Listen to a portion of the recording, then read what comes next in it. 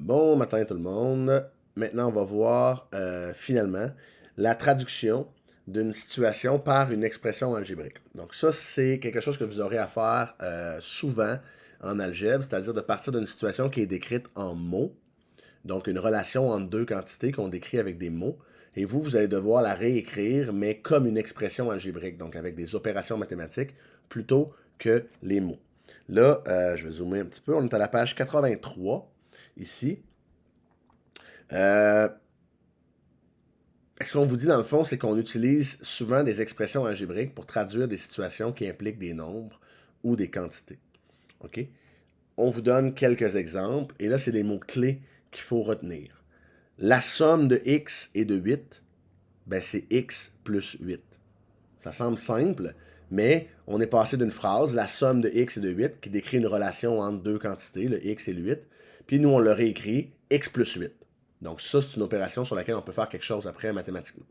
La différence de x et de 7, ben x moins 7. La différence, c'est le résultat d'une soustraction. Le produit de b et de 2, ben c'est b fois 2. Donc c'est 2b. OK? Ça, c'est le produit, c'est une multiplication. Le quotient, c'est une division. Le quotient de 2a et de b, ben c'est 2a divisé par b. Vous le voyez ici. Là, ensuite, 6 de plus que x, ben c'est x plus 6. 15 de moins que a, c'est a moins 15 et pas 15 moins a. Et c'est vraiment important celle-là parce que la soustraction, elle n'est pas commutative. On ne peut pas les mettre dans l'ordre qu'on veut, les deux termes de la soustraction.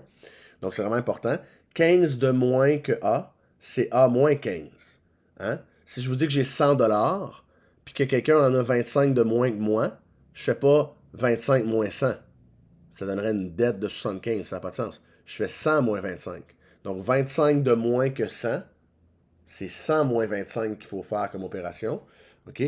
Donc, même chose ici, 15 de moins que A. Ben, je pars de A, puis j'enlève 15. A moins 15. C'est vraiment important ce bout-là.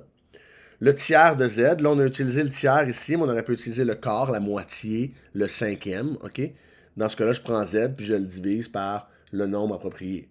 Le tiers, c'est une partie sur 3, fait que je fais Z divisé par 3. Mais si je disais la moitié de Z, ben, ce serait Z divisé par 2. Puis le quart de Z, ce serait Z divisé par 4. OK? Le quadruple de X, même chose pour les multiples. Donc le quadruple, le quintuple, le triple, le double, c'est multiplié. Donc le quadruple de X, c'est 4X.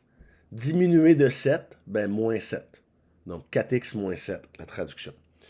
Là, il y a plein d'exercices liés avec ça à la page 83 que vous devez compléter. Et des fois, on fait une combinaison de deux affaires. Par exemple, je vous dirais quelque chose comme la moitié de la somme de A et B. Si je veux écrire ça, la moitié de la somme de A et B, il faut d'abord que je fasse la somme de A et B, qui est A plus B, puis qu'ensuite je prenne la moitié de ça. Donc que je le divise par 2. OK? Et là, vous vous rappelez que nous, on va privilégier cette écriture-là en fraction.